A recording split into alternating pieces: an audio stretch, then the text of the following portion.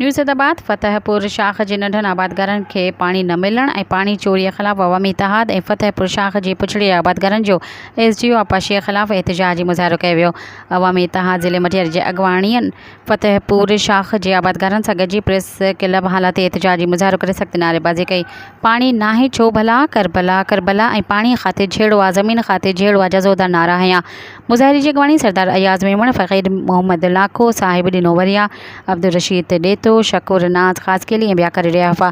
मुज़ाहिरीन जो चवणो त SDO सब डिवीज़न हाला फतेहपुर शाख जी पुछड़ी जा जेके नंढा आबादगार आहिनि उन्हनि जो पाणी मुंड जे वॾनि ज़िमेदारनि खे पैसनि एवज़ विकिरो करे रहियो आहे, जंहिं सबबि पुछड़े में पाणी जी रसाई मुश्किल बणिजी वई आहे। हुननि चयो त असांजो गुज़र सफ़र ज़राअत ते आहे।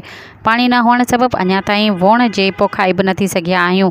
हुननि चयो त आपाशी अमलो पाणी रिश्वत एवज़ विकिरो करे कुझु बि माण्हुनि खे नवाज़े रहिया आहिनि, जंहिं करे ग़रीब आबादगार सख़्तु परेशान आहिनि। हुननि ज़ुल्म बंदि करे पंहिंजे हिसे जो पाणी ॾिनो वञे। हुननि चयो त अगरि फौरी तौर ते हिसे जो पाणी न ॾिनो वियो त एहतिजाज जो दाइरो वधायो वेंदो।